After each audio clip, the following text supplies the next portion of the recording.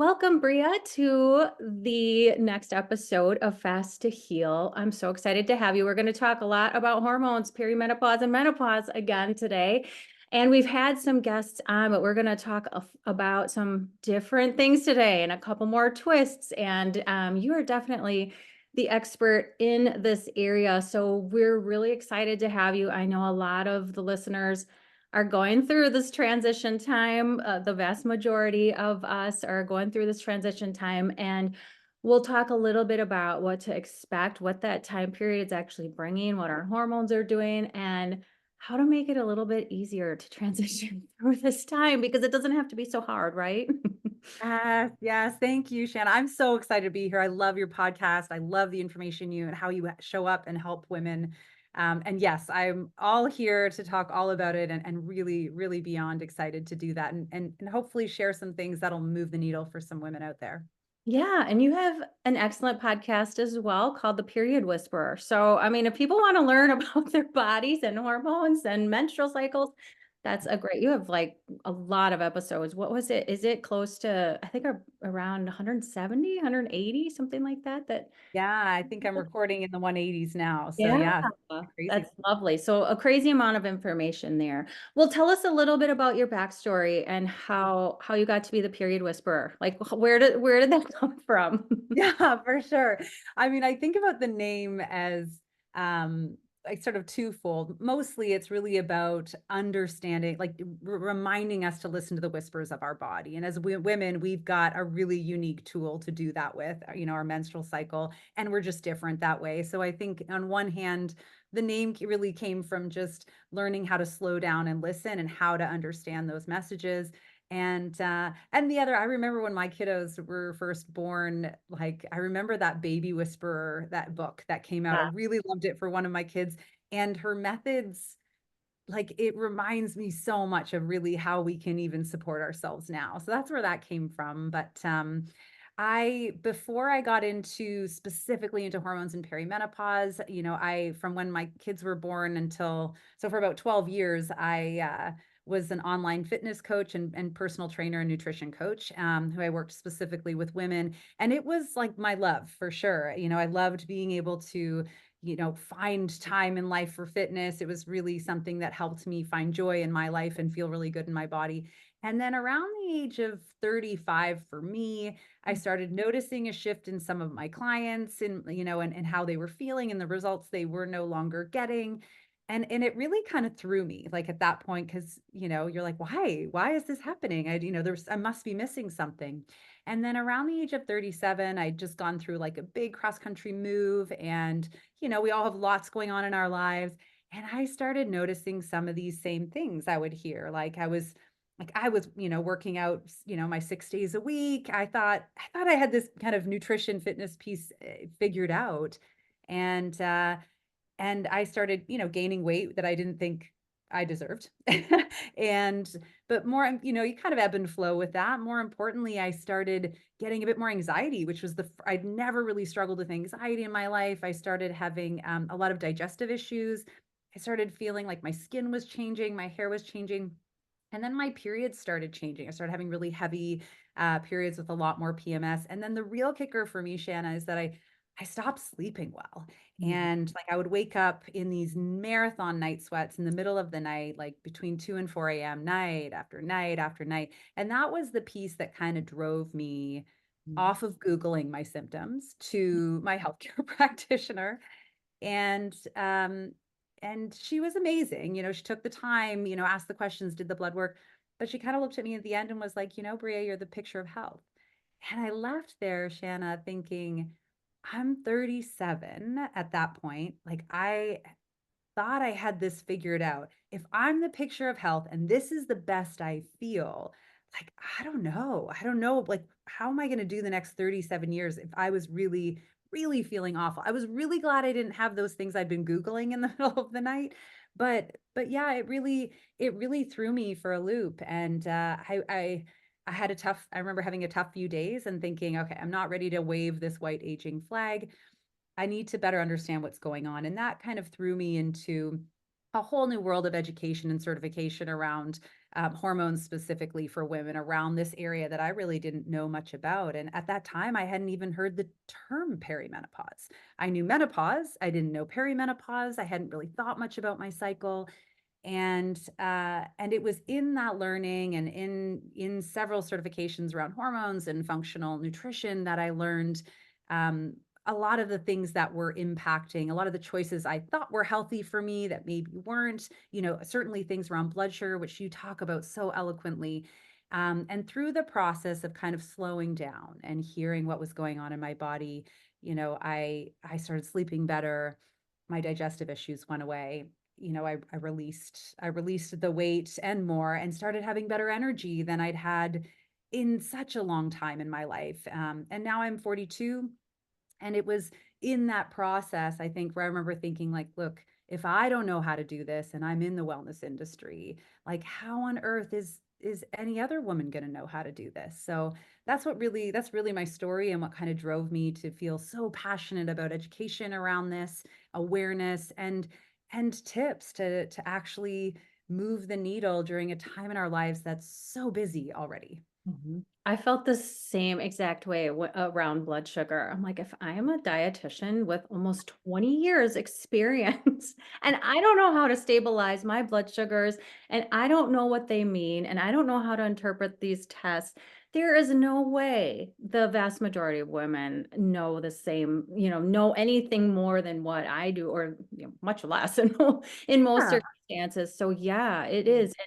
And up until the last couple of years, I didn't know a whole lot about perimenopause either.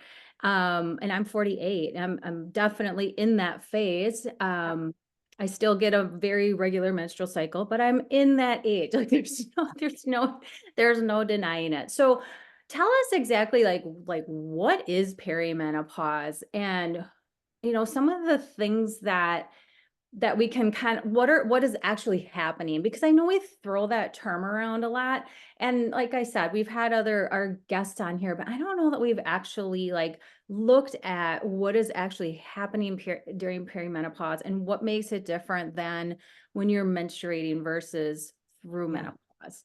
Yeah, absolutely. I love that. It's such and I think this education is so helpful for us to understand what's going on and why we may or may not be experiencing symptoms. So, and for anyone listening, like you or I, like the stats are that 50% of women don't know the difference between perimenopause and menopause. You and I were clearly one of them. So there's a reason that we don't have that education. But, menopause, of course, is really just one day, 365 days after your last period. But perimenopause begins for all women around 35, and it's not a diagnosable condition. It's a transition.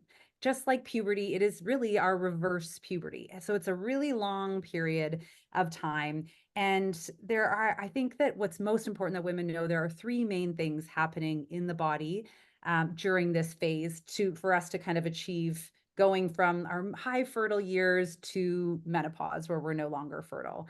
One is that, like, really the role of our hormones, our main sex hormones, is being passed from our ovaries to our adrenals, which are our stress managers, and they're already full and busy. So if they're already full and busy intact, like the state of our adrenals as this transition happens is really going to determine, okay, how much can our body handle and what kind of symptoms are coming out and what other dysfunction might get created from that. Number two, of course, the amount of hormones are decreasing over time. And I think one of the most powerful things I learned is that specifically estrogen and progesterone, which are big key players in perimenopause, they are symbiotic in nature, which means if there's not enough of one, there's too much of the other. And this is the balance that we often try to maintain, so the body's not working to bring us in balance. So as it's making this transition, we really want to keep them into balance. But it's like anything, like when you're moving cross country or getting married or getting divorced or having a baby or starting a new job, transition is precarious, right? It's like walking on a bridge that's swinging a little, like it's more dangerous or more risky, and there's more room for error. So as this transition happens, the balance is very delicate. And any kind of stress, specifically in the life, hidden or otherwise, so from how we're eating, how our blood sugar is, as to stress that we're experiencing in our world, can really specifically suppress our progesterone, because cortisol and progesterone fight for the same receptors. So that balance gets thrown off very easily for many of us. But if we can maintain balance, then and the transition happens, then we won't see as many symptoms. And then the third one, which I actually think is one of the probably the most important and least talked about, is what happens in our brain. So these specific hormones, the changing of them, the shifting of them, the transitioning of them, the amounts of them really impact the hippocampus and amygdala in our brain, which are our memory encoders and retrievers. And what happens is we start to become much more aware of things that bothered us in the past that maybe we didn't deal with, of things that are bothering us now that maybe we were able to stuff under the rug, of of any sensitivity kind of in our body. So we become a lot more sensitive and aware. And I think that that can feel, Shanna, like, oh, this sucks, like I'm getting older, oh, this is so hard, I'm so angry, I'm so frustrated. But I think what's so powerful of it around it is recognizing that from puberty until perimenopause, the beginning of it, we have been subconsciously driven to reproduce. Estrogen comes every single month and they're like rose-colored glasses, right? To like come on in and make us much more amenable so that we want to reproduce, make us more nurturing so that our children survive. And those are, of course, beautiful, necessary things, but that is starting to go away. And what we're getting is an opportunity to recognize what really bothers us and what doesn't, and what we really want and how to handle it. So I think what's so important for women to understand is that like perimenopause doesn't happen to you, it happens for you. To really look at like what is not serving me, that maybe youth was a bit forgiving around, that now I have the opportunity to change so that I can thrive for the next 20, 30, 40, 50 years of my life. So those are the big things that I think are going on. And I really want women to understand the value of the opportunity here. It's not really the gift we want, but it's the gift we need. Yeah, it's really beautifully explained. I like how you broke it down into those three areas. And just the first one in and of itself, making the transition from the hormones being produced in the ovaries to the adrenals, hardly anybody knows about, hardly any women know about, or maybe they've heard it and they kind of forget about it. And yeah, so if you are super stressed, and a lot of times this time of a life, it's when we're in the thick of raising children and we're at the peak of our careers, and we might have some aging parents, and we just have all this push and pull going on. And then we're going through perimenopause and into menopause, and our adrenals are having to take over for the ovaries. And I have worked with a lot of women, and I'm sure you have too, who have had hysterectomies, and maybe they've had their ovaries left, maybe they haven't, but they are not told about this transition. And now they've made a 10-year, well, maybe depending on their age, if they were Yeah. younger, like a 10-year transition in one day. And their Yeah. bodies, what the heck just happened? And their adrenals are just, oh my Yeah. gosh, I mean, so taxed. And it's Yeah. such a huge thing to get over. But yeah, so that number one, and then the hormones falling, we've talked about. But then going back to that brain part, I think so many women, they just don't think about that enough, and the brain health part of it even, and the brain fog, and realizing where that's coming from. And then the situational things that you were alluding to as well. I think just that amount of education in the last 5 or 10 minutes can make women just like take a deep breath and feel better about this time of life. And if they are younger, like you're gonna know what to expect. And then, I have a lot of older women too, and they're probably like, oh, if I just would have known this 10 or 20 years Oh, ago, a couple years yeah. ago, my mom being one of them, she just Yeah. passed away a couple weeks ago. But I was like, her generation, like women in their 60s and 70s, were not told any Yeah. of this. They were not given any kind of hormonal treatment, plan identicals, nothing. So I feel for them. But yeah, that was very, very nicely explained. And like I said, I think women can just like, wow, okay. Like I feel better about this. And this is why I'm experiencing a lot of this, and it's not me. I mean, this is not just Not broken. happening Yeah. to me. Yeah, it's not something that my body is hating me or whatever. It like you said, it's supposed to happen. It's how we're looking at it. And I before I started to look at the content you put out, I never really thought as, menopause being a gift other than you don't have to deal with your period Yeah. anymore. Right. It's like I'm like that's the big bonus, but Yeah, yeah. I think it is really preparing us for our opportunity. I mean, in Chinese medicine, they call it your second spring. Like, this is why we see more and more these days women like having massive success and living out their dreams in their later 40s, 50s and beyond, because now we have the capacity to do so. And I think when we can look at it like that, it starts to make making these changes, which can feel very overwhelming, smaller, right? And so we can fixate on the bigger things and not all the smaller things all the time. Yeah. Yeah, I'd like to actually go back to some of the symptoms that you were experiencing because some of them are obvious and people have thought about, have been mentioned time and time again Yeah, and like the hot flashes and the yeah, not sleeping. Like those flex. are things that women are like, "Oh, that's going to happen to me." But a couple of the things that you mentioned and you were only in your what Yeah, mid-30s, I think you said. Yeah, yeah. mid to later 30s when this started happening that people are not going to always connect the dots. And Mhm. the two things that I remember you mentioning were the anxiety and the digestive issues and the bloating. Yeah. So I'd like to go back to that and if you would be so kind as to explain like what is happening there and why the digestive issues and the anxiety Mm. you alluded to a little bit with the brain changes, but what's happening Yeah. with that? Because yeah, I don't think a lot of women are gonna connect the dots with those symptoms. Yeah, for sure. I think a couple of things. So, like you were saying with this, with the role of the adrenals, like I almost think about this, like I was talking about them being so busy. It's almost like they're an accountant in tax season and now your like coworker just took a leave and you have to take on all this work and you're not getting any more money or any more time, or any of these things, like no more supply in order to meet this demand, so things slip through the cracks.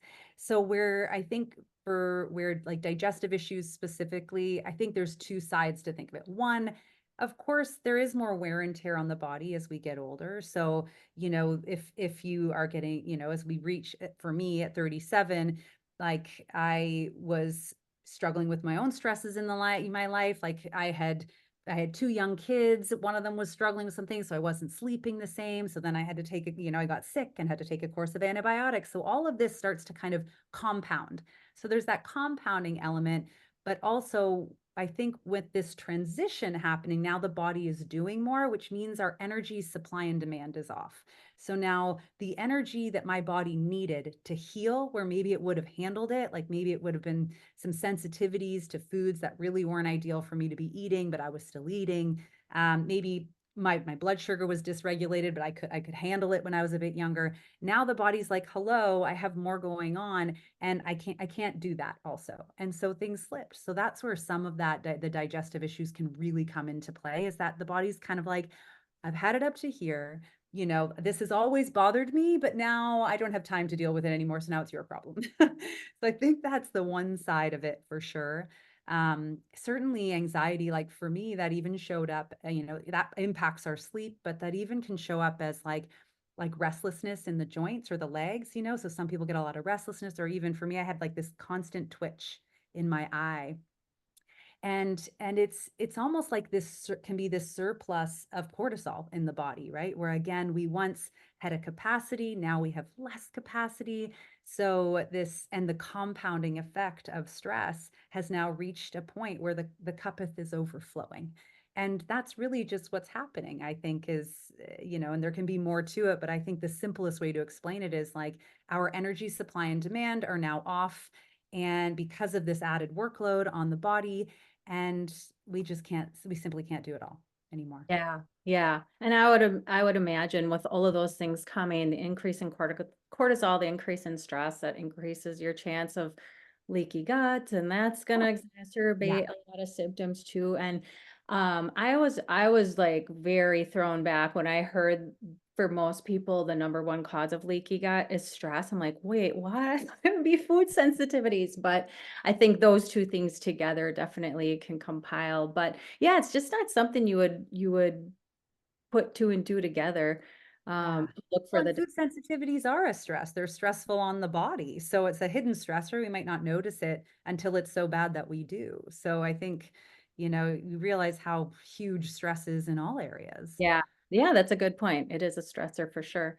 Mhm. So I've heard you talk a lot about like being in hormonal chaos. And that's kind of what's happening in the perimenopause years and into menopause. So if somebody is like in hormonal chaos where they're just all the things are happening, they're seeing a lot of symptoms, they're getting a lot of symptoms that we talked about, they're really stressed out. Like, what are some of the steps they can start taking to just start to get back in balance? And I know we talk a lot about blood sugar on this podcast, and that is huge, hugely Yes, important I love and a that. huge step. And I Yeah. know we talk a lot about that too. But in addition to blood sugar, what are some things we can do to just say, okay, we got to calm these hormones down, and we got to calm them down before we can really start healing.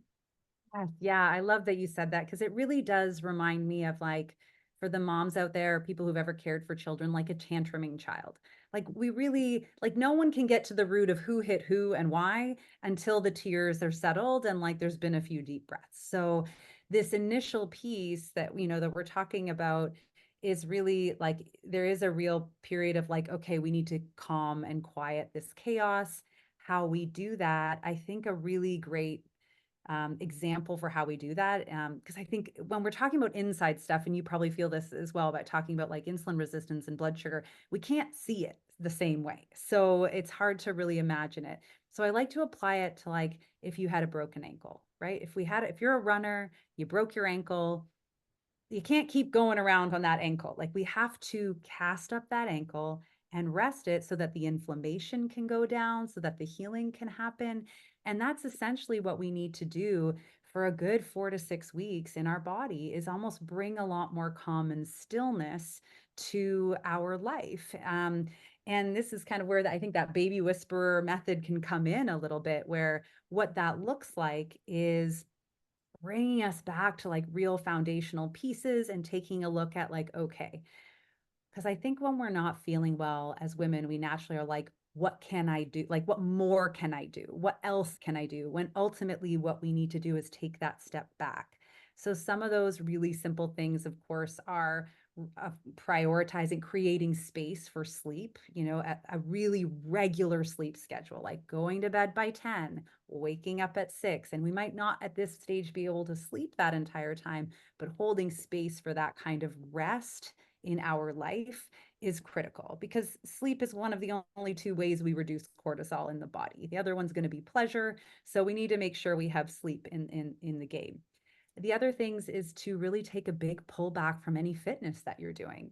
I think we often think, a lot of us, as especially women in this age range, we've all gotten used to like high intensity workouts or we really need to lift weights. And as a personal trainer in my background, I'm a huge lover of fitness. And fitness is for luxury bodies. It's a wonderful thing. We need it for a lot of reasons, but before fitness, we need functional movement. So if you're dealing with a hormone imbalance, adding fitness is really creating a greater energy demand and you don't have the opportunity to recover. So you're wasting your time in the nicest way, right? Because we can't, it's like you're working out, you're not getting results anyway, you're actually depleting your body from what it needs. So instead of working out, taking a longer healing period, just like the ankles cast up, to just focus on functional movement. Am I walking every day? Am I getting 7 to 10,000 steps in every day? Am I, stretching and expanding my body as it needs so that it can be prepared for higher things when it's ready? And that's a part of that healing process. And then, of course, really regular, I think, and correct eating. So, cutting out those inflammatory foods is pretty critical because we know that they stress us out. And of course, any foods that we know stress us out that aren't the main ones. Um, and the main ones, which I'm sure you talk about, being alcohol, caffeine, sugar, processed sugars, processed flours, and gluten. genetically modified soy and corn are some of the known big players, but everyone has their own stuff. Dairy as well can fall in there. And then, so kind of really regular nutrition, like just bringing us back to what I like to call like almost kindergarten basics. Okay. Yeah. Let's just eat really consistently, sleep really consistently, move in a functional way. And the last piece, I think, is just managing our relationship with stress.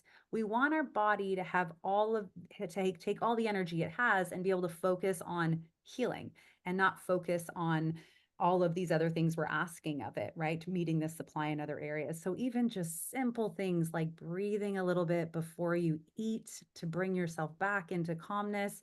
It could be meditation if that's your thing. It could just be finding some time for pleasure in your life, which is so important.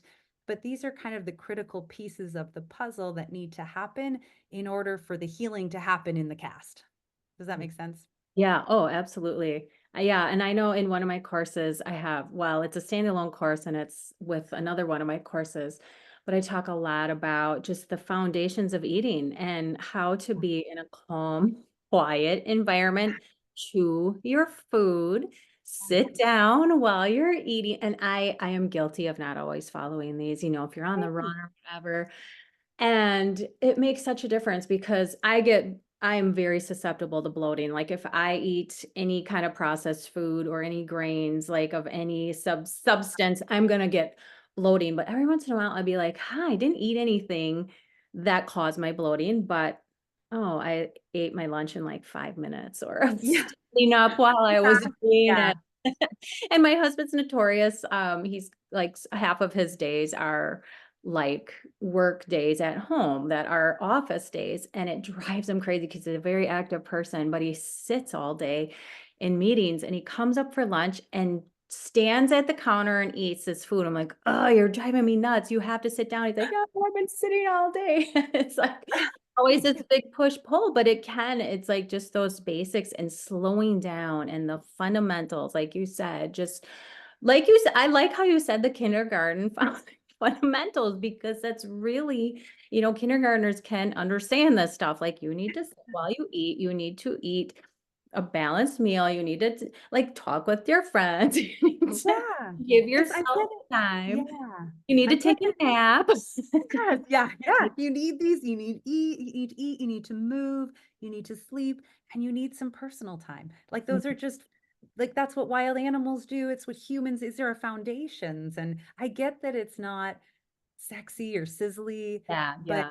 just like teaching children to read, like we have to first learn the alphabet and then the sounds of the alphabet and then put them together. And that's the same for our body. Before we get into fancy footwork of whatever fitness you might want to do or whatever nutrition plan might be best for you, we all have to bring it back to kind of that ground zero and know where we're at so that the body can do what it can do best on its own most of the time, which is heal. Yeah. Well, let's piggyback on that a little bit, because another concept you talk about are the three phases of nutrition. And I really like how you explain this. So you've talked a little bit about these things already, but I know you've gone more in depth. And this was something, because this podcast is so much about blood sugar and nutrition, Yeah. that I wanted to make sure we talked about, because I have not heard it explained this way, but I will explain it this way now. So can you talk about the three phases of nutrition? And I mean, women are always looking to lose body fat, or belly fat, I should say. Yeah. Body fat, yes, but specifically belly fat. And a lot of that does come with those hormonal shifts too, especially as your estrogen declines. I mean, your body's there's a lot of estrogen receptors in the abdominal area, and your body's doing everything it can as if estrogen falls to like, whoa, like I don't want to let go of the estrogen that I have. So sometimes you can accumulate, and then there's other reasons for it too: the estrogen, the cortisol, the insulin resistance. But can you talk about your three phases of nutrition that you use? Um, and like I said, you touched on them a little bit, but just how Yeah. you go more in depth with it. Yeah, for sure. And I agree with you. I mean, we all want like some clarity to, what's the right thing to do. And although there are foundational pieces, which what we'll talk about, of course, listening to your own body is going to be what takes it to that next level. But I think what's always important to understand is when we're experiencing symptoms that is typically an indicator of some kind of imbalance in the body. And our hormones are super sensitive, so they're going to be a part of that imbalance. And when we're imbalanced, just like we can't get pregnant when we're imbalanced and stressed, we cannot burn fat. It's just not a priority. It's not, the priority is survival of the body. It's not like, let's burn fat. In fact, it goes the opposite. It's going to store it. So phase one, and I really encourage people to recognize, like, we're not vending machines. You can't do something for a week and expect to get results right away. Healing takes some time. So for 4 to 6 weeks in phase one of nutritional healing, I like to look at it is we are really trying to eliminate inflammation and be pretty consistent in our eating to bring us back to those kindergarten basics. So again, that's cutting out the inflammatory foods and just getting back to a place of recognizing our own hunger cues by eating consistently, eating, and then when you're hungry, eat again. When you're hungry, eat again. So um, once we kind of get to that point where we are no longer dealing with massive symptoms, where we've calmed that tantruming child, then we can kind of look more into like the nourishment of the body and soul. And with nutrition, that looks a lot like, of course, making sure we're having, enough vegetables and enough fiber and enough micronutrients in every single meal, making sure we're having enough protein, which I know gets talked about a lot. So, like, I think at minimum, we should be looking at having 30 grams of protein at every single meal. Of course, more if you're working out, more depending on your size. Like, there's all these different pieces. But that second phase of nutrition is really more about, okay, let's make sure the body has the tools it needs to heal. And the tools matter. I mean, we all know as women, there's a difference between Walmart leggings and Lululemon leggings. Both leggings, but like one does a better job, right, of what you're trying to achieve. Well, so did your food, right? So the food gives the body the tools. So in that second phase, we're really trying to like listen to what the body's feedback is, and decide for ourselves what feels good, what doesn't, but making sure we're getting those main key components in there. And carbs and fats are going to be as needed depending on you. But that nourishment is so important, like to coach up the function in your own body. And then I think of phase three is then fueling for our goals, right? So it's when we take a look at, okay, what is the goal? If the goal is burning belly fat, specifically, then we want to take a look, of course, at, okay, what are the activities? What is the energy demand in our body? And then do we need a calorie deficit at this point in time? If the goal is putting on muscle, then we need to, again, alter the composition of our food. And this is where I think it can be so helpful to reach out to someone like you as an expert, to get help with these pieces if you're struggling on your own, because none of us are experts in everything. So getting the help you need, but specifically doing it also in a way that honors our cycle, because we want to keep the body from sliding back into stress and inflammation. So we got to be aware of our energy supply and demand. And in phase three, that really looks like recognizing, okay, what phase of my cycle am I in or might I be in? Because we're often get irregular at this age. And depending on that phase, we might need to eat more, because in our luteal and our menstrual phases, we're burning upwards of 250 to 350 calories more per day just existing. And that's why we get cravings and that's why we get cranky, because we're not fueling for that. So phase three is really about fueling for your specific goals in line with your hormones. Sure. So is that what you would, when you talk about the infradian rhythm, we Yes. talked about the circadian rhythm. Yes. We haven't talked about that. So that's Yeah. kind of what you're talking about in Yes. that third part, right? Yeah. Can you elaborate on that a little bit? Yeah, absolutely. Thank you for bringing that up. So obviously our circadian rhythms are a foundational rhythm that everyone has at birth. Our infradian rhythm, and this is, I think, one of the reasons that women are so confused at this age, Yes. is nobody ever taught us about our infradian rhythm. Oh, It's what comes into be when girls hit puberty. And it dictates everything from it. It's impacted by blood sugar. It impacts our metabolism. It impacts our energy levels. And it really is what kind of walks through, in our follicular phase, our first week after our period, when our estrogen starts to begin to rise a little bit, our metabolism's at its lowest, our cortisol is naturally at its lowest. They all kind of peak in our ovulatory phase where everyone comes to the party. I always look at it, all the hormones. And then they start to wane a little in our luteal and bottom out until our menstrual phase. And this is called our infradian rhythm. So it's a 28-day cycle typically for most women. And I should say for anyone listening, what is normal in perimenopause is for our periods to begin to get closer together. That's a normal behavior for our bodies. Heavy, painful periods, really, really bloody periods, where you're going through a lot of products. Like these are not normal things. That's when we know we have an imbalance. But in our luteal and our menstrual phase, we are burning just like anything, just like when you're getting pregnant, the body's busy doing something. So our metabolism's picking up. We get much more sensitive to cortisol because we have more of it on the scene. And with our nutrition, we really need to make sure we're getting the right micronutrients in, eating for those phases and eating enough. Even just making sure you're eating an extra 100, 200 calories in at breakfast can make all the difference in whether you run out of energy or end up having cravings in the afternoon.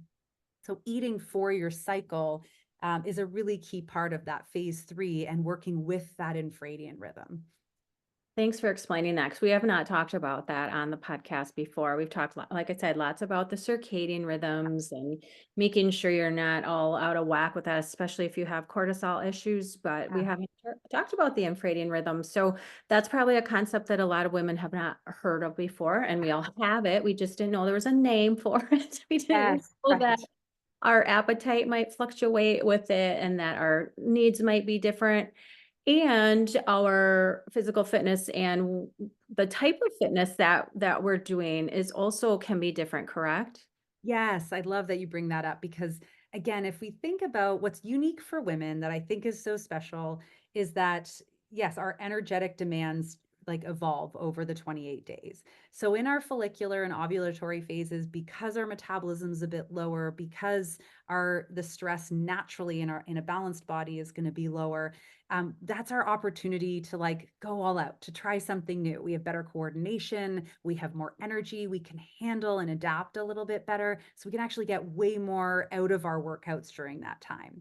When we move into the luteal and the menstrual phase, again, the body's energy demand is much bigger inside. And so we want to make sure we're shifting a little bit more into either a maintenance week of like maintaining what you've been doing or really winding it down back into more gentle movement, things that are just feeling really great for your body at that time, even to a complete rest week of, again, just walking, just yoga, things like that. So you're getting your movement, but you're not stressing the body out. Yeah, and I noticed that just this morning I went to strength training and I think I'm on like day 20 or 21 of my Wow. menstrual cycle. And I was like, gosh, I am unmotivated today. Yeah. I just feel Okay. like I can't put any weight on. And then it dawned on me where I was in my cycle.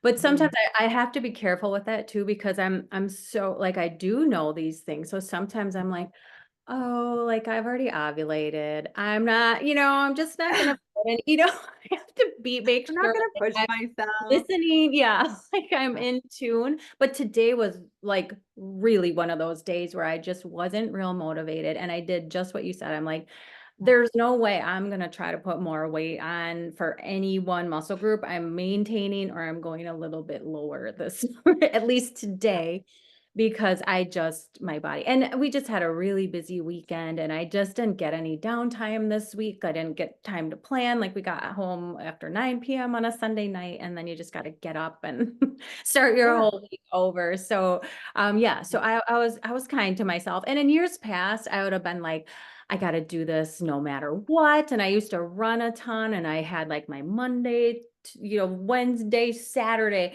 and I had Yeah. to go on those days and this many miles. And I just don't do that anymore. I walk and I do weights because the running is just, I don't know, it's too much for me at this stage. And the recovery, I've noticed with the recovery. And yeah, I just don't feel like harming myself more than just because in my head, I feel like I have to do No, some of and I think that's the amazing thing, Shanna. Like you're able to be like, whoa, this doesn't like, what is my body saying? She's saying she's tired. So is the logical decision to like shove some caffeine down her and like push through, or should we rest? Like, what is the body saying? What does she need? And am I giving that to her? And it's not our fault as women, but we really have been encouraged, I think, to look outside of ourselves instead of inside of ourselves for where the answers are. Yeah, and like I said, I it just has been the last couple of years that I have actually let myself rest. It's a hard thing for me that I have had to work on a lot. Um, Absolutely. I know you mentioned alcohol, Mhm. and being really mindful about that in perimenopause and menopause. And I know it's not always a subject that women like to, I shouldn't even say women, but as we're aging, talk about, but it's really like as we go through perimenopause and menopause, it really just doesn't serve us very well. So have you seen much connection with alcohol and that exacerbating symptoms for women as they're moving through these stages? Absolutely. I mean, and look, again, as you know, everyone's bio-individual, but alcohol is, no matter, I mean, I think people really get bent out of shape about the calories, but it's really not the calories that are causing the issue. It's like it's the cortisol spike, it's a depressant. So the moment we drink alcohol, the brain releases cortisol to bring us back into balance. That's what the body does. So now we have more cortisol where we already have too much cortisol, creating a greater imbalance. Plus, that cortisol has to be metabolized and processed, which is the liver's job, a lot of the liver's job anyway. And the liver's job is also to metabolize excess hormones in the body. So now we end up having, again, a greater workload on one of our detoxification systems in the body. So, and the third piece of alcohol, I would say, is that it massively impacts our sleep. And sleep is just so important during this time. And although I am not here, I am on a longer non-drinking journey myself right now, but I'm never here to be like never, ever, ever. But I think we always want to look at, again, this healing part of our journey of being like, okay, what helps the healing and what harms the healing? And if we can't let go of a food group or an alcohol or a drug for a longer period of time in the name of healing, then I think we need to look at why we're doing that in the first place. And that's really where our answer often lies. If we're doing it to numb the rough edges of our life, probably time to look at what those edges are. If we're doing it to escape, it's time to pay attention to why we need to escape. That's the gift and the demand of perimenopause. So yeah, alcohol is a real tough one. And whenever it gets removed for a longer period, it really does. It might be like the one step back for the big three step forward that we Yeah. need, but it plays a role. Yeah, yeah. I like that. I like your outlook on that. And I'm coming up to just about to a year with no alcohol, and I didn't set out. And I will say, so I went January 2023, I did the dry January, and I kind of did it as an excuse just so I didn't have to explain myself to Yeah, anybody. yeah. I just kept going with it. And so really, I didn't have any drinks in January and February either of last year. But then I went on spring break with my son who graduated last year and a bunch of moms. And I only had 5 drinks the whole week that we were Yeah. there. But that was the last time I drank in that way. Well, it's just coming up on a year. And again, that's not what I set out for. But then it's like, I just keep going. I feel better. I don't have any reason why I want to drink. So I just like keep going. But I'm the same way. I don't want to say like, no, I'm never drinking again because yeah, I don't want to set myself, I just don't want to set that type of big, huge boundary for myself at this point. Yeah. But right now, Yeah. I just don't see any reason to bring it back into my life. But Yeah, I um, love that. That's amazing. It really is one of those things where it's like, look, if the joy in your life is alcohol and food, it's time to recognize that we need to look for other areas of joy in our life to yeah. fulfill it. And I'm sure women our age are looking around and saying, wow, like she's just kind of floating right through these perimenopause and into menopause years.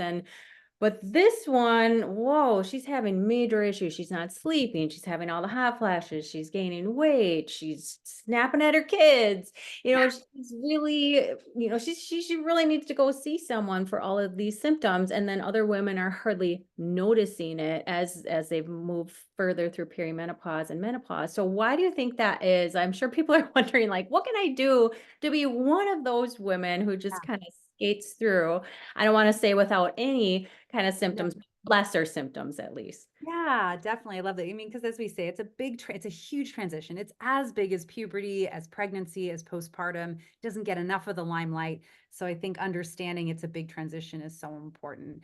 But you're right. We can see through in our peers sometimes, but certainly in the different cultures of the world that whereas in North America, we might not recognize this perimenopause a thing because we haven't been educated by it. It's still there. There are cultures in the world where it's really just not a thing.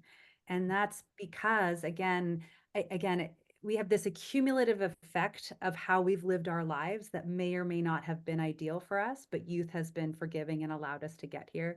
But essentially, it kind of comes down to, I think, again, the state of those adrenals, right? If the habits you've been keeping have been serving you, then it's going to be a much easier job for your adrenals to handle, right?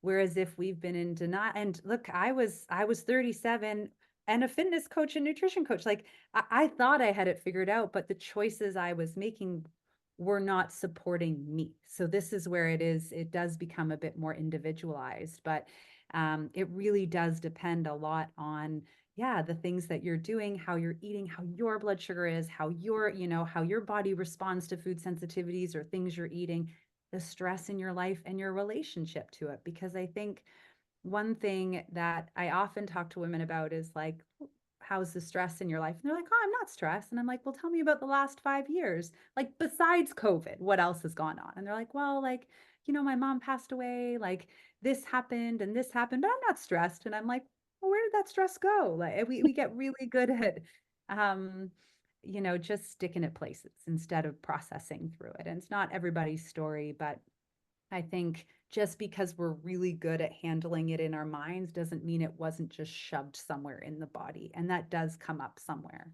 And I think that's what we're seeing. The body is demanding us to pay attention to it, to deal with it, so that we can have a beautiful second half of our life. So I think that's why. Yeah, it is. It's so important to remember like what you're doing. I mean, we all are kind of stupid in our 20s, so I don't even really like Yeah. throw 20s in there, but like Yeah. 30s, 40s, 50s.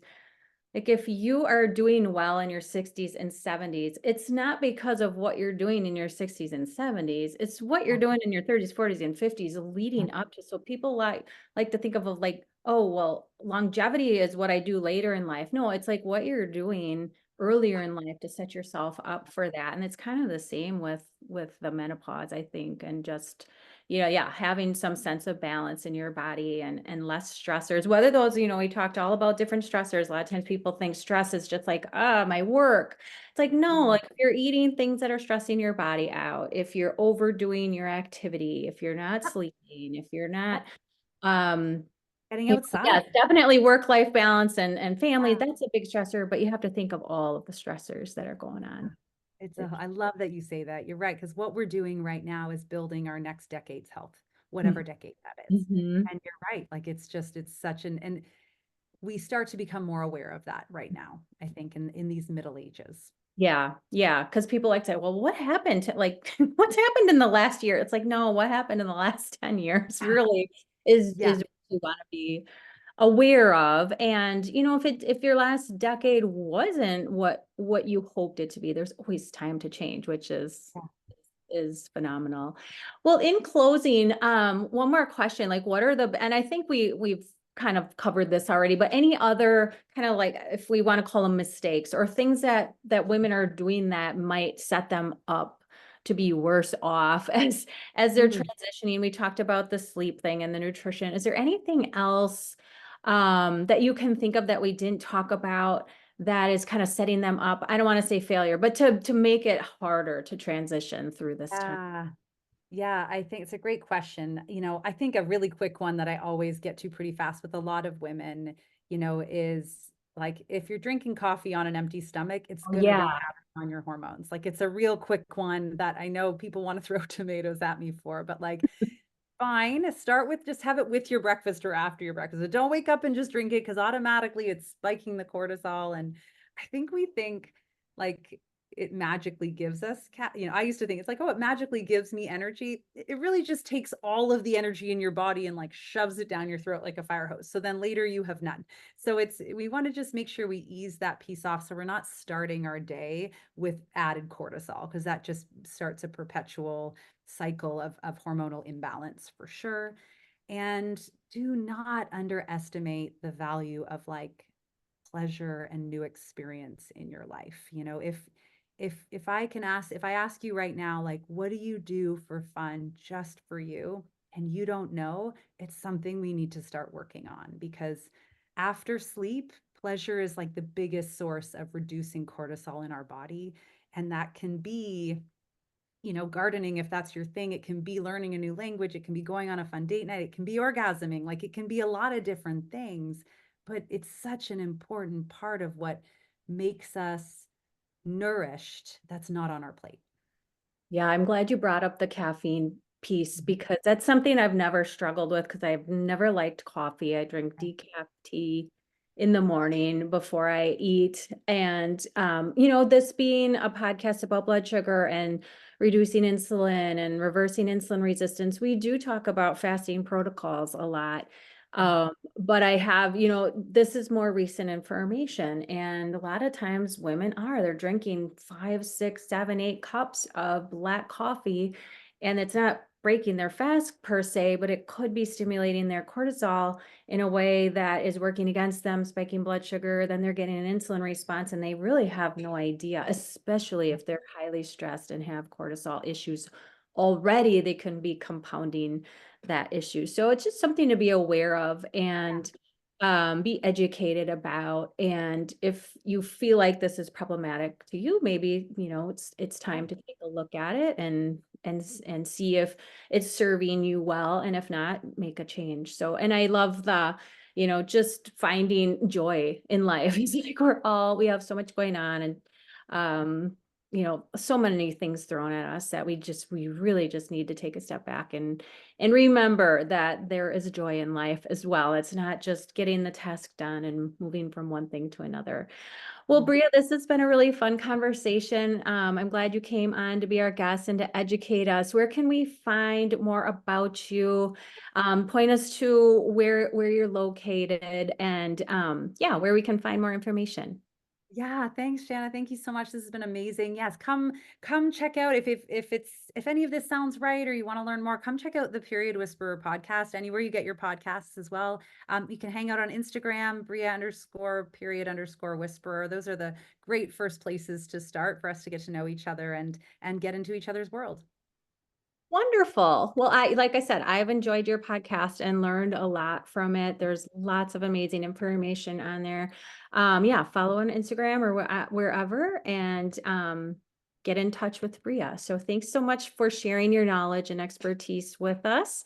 We really enjoyed the time that you spent with Mhm. us. Keep doing your work that you're doing because us women in this age group, we really need it. We need people like you. So thank you for the work you do. Thank you.